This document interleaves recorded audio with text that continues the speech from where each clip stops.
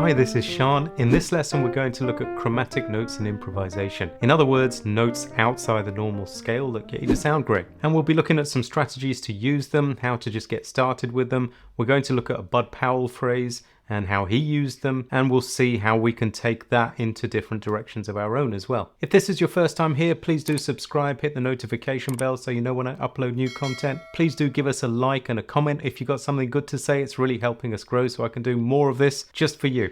Without further ado, let's get into the lesson. So first of all, what am I talking about when I say chromatic notes? Well, we can take, I'm going to work in B flat today. I'm going to play a 2-5-1 in B flat, C minor 7th, F 7th to B flat major 7.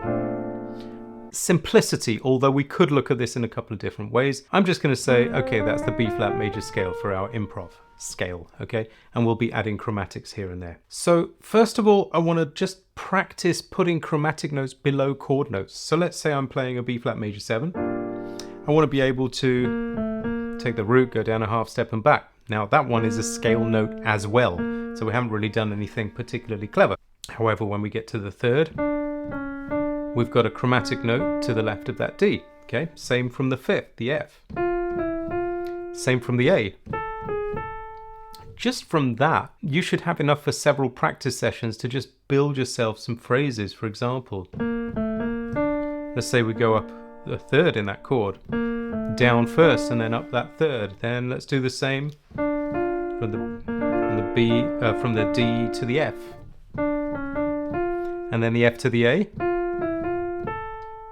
Maybe we'll extend it so the A goes up to the C, so it becomes a B flat major with a 9 on it. As I've taught before, an F6 over B flat. F6 is the same thing, and we use that in the Barry Harris method, so we get more movements from that relationship, but that's for another day. Simple little things like doubling.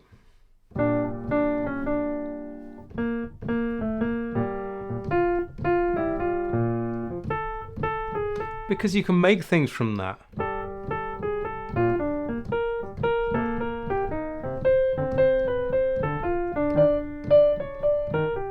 The great thing about that is I've never done that before. I just did it now, so let's explore what it is. What did I do? Let's start on B flat major 7. I took the 7th, or I will take the 7th, doubled back with a chromatic note and down the chord. Now I'm going to do that on every chord in the B flat major scale. C minor 7, D minor 7, E flat major 7, F 7, G minor 7, A minor 7 flat 5. So let's see what happens. Now the next chord. So if you find that a struggle, begin with descending chords like this.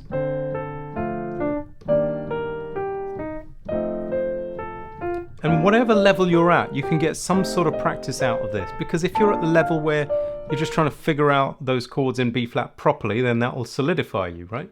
If you're at a further level, you'll also get something from it. So now, chromatic and down, C minor, chromatic and down.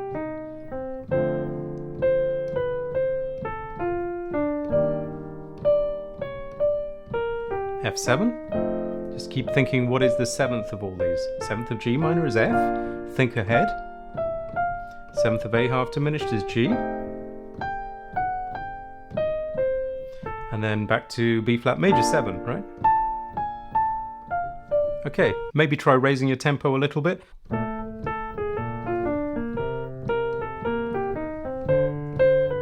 Through the whole scale, but I am a big advocate of slowing down to be correct before you worry about things like that. Okay, next sort of things I may look at. Let's see. On any pattern you make, try 2 chromatics. So for example, we had that pattern. So this time I'll take 2. Need a bigger space on this one.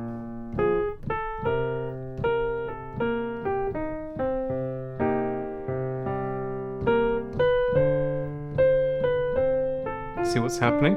So the B flat major 7, we had chromatics, in other words 2 half steps below the top chord note, below that 7th of B flat major 7th. Now, will some of those notes be in the scale? For sure, but I'm still thinking of them as half step approaches, because I'm not building them from scale notes. I'm thinking of half step approaches. So from the C minor 7th, be like that. 2, 3, 4, and 1. Doing stuff through the scale, super useful. E flat major 7th, so the 7th is D. F 7th, 7th is E flat, 2 half steps. G minor, A half diminished,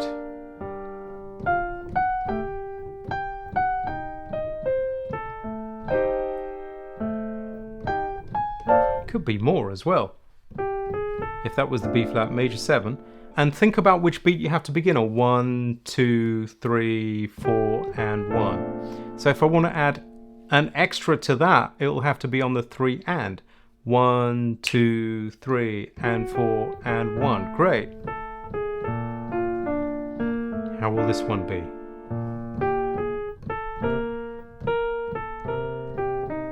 You get the idea? Get some pretty phrases. I wasn't actually planning on doing any of this stuff in this lesson, and that's what I love about it, because the more you explore, the more you find new things to practice. It's not about just finding new things, it's finding new things to practice and making them your own. So we went beyond 2 chromatics. Now, below rising chords. So there's a C minor 7. There's my chromatic note. So rhythm-wise, 1, 2, 3, 4, and 1.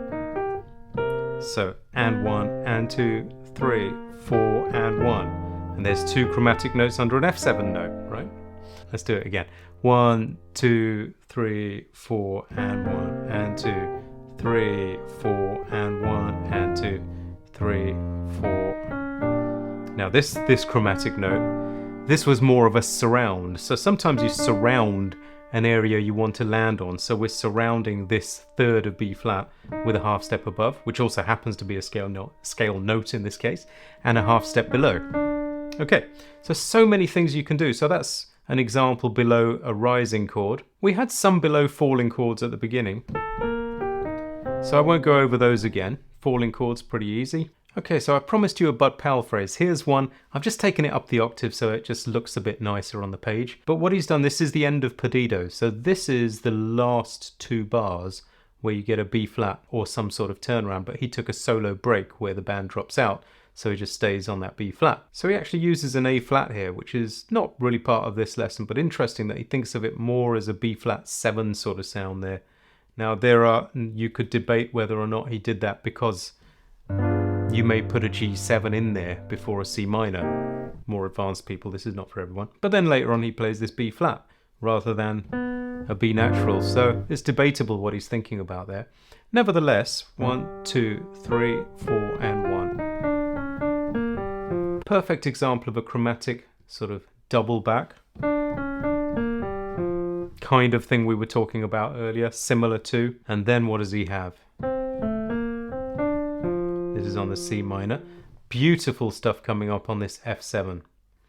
1, 2, and 3, and 4, and 1.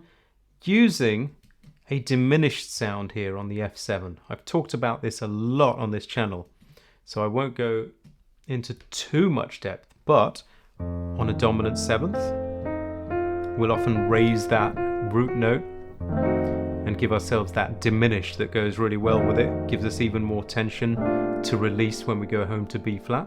But look what he's done. He's got some of those diminished notes, which is the A. The F sharp is a diminished note, so is the E flat. So these are diminished notes, but he approached it from a half step below. Di-da, di-da, di, there's a half step. Back to that B flat finally, right? We'll call this an arrow. So 1, 2, and 3, and 4, and 1. Perfect. Let's do it again. 1, 2, and 3, and 4, half step back to the 5th of B flat, the F, right? He's not done with his half steps yet. He also puts this C sharp half step below the D, the third of B flat, and then he's done with half steps for a bit. So the whole of that idea number 2 is like this: 1, 2, and 3, and 4, and 1. Just perfect. Not even that fancy, but he does it so well that it's just such a beautiful phrase.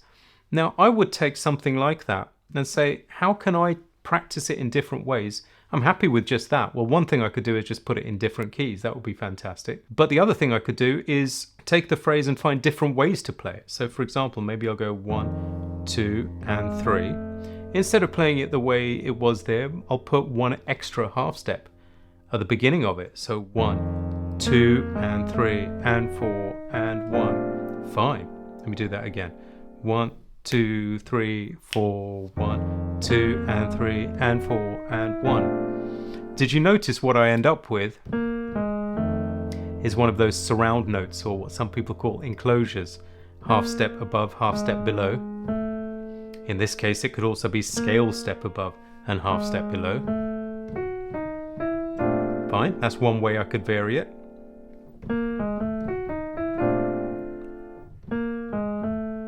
Could even start from a scale note above that.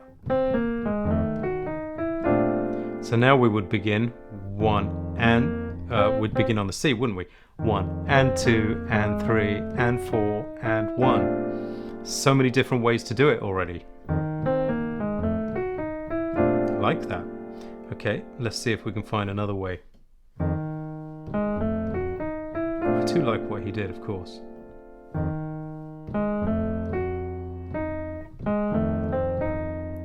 Okay, let's do it this way. We'll keep exactly what he has at the beginning. We won't jump up to that top diminished note. We'll climb the diminished. Fine, we could do it like that. So 1, 2, and 3, and 4, and 1. No problem. Maybe we could do this. 1, 2, and 3, and 4. Half step below the F. So we're still dealing with this diminished. Half step. Going up, half step below the B flat, the fifth of B flat, the F, right? So already we found, 2, 3, 4 ways to do the same thing. That's how we explore and get stronger, and that's how information really goes in. Hope that was helpful for you. I'd recommend you explore this kind of thing a lot if you're trying to improve your improvisation at the moment. If you want more of this sort of thing, come and join us on Jazz Skills, see what we have there. A load of stuff on improvisation, on chord movement, on getting fluent in the first place, learning tunes, putting it all together. Great community, plus help from me as well. Thanks for watching. See you on the next one. Bye for now.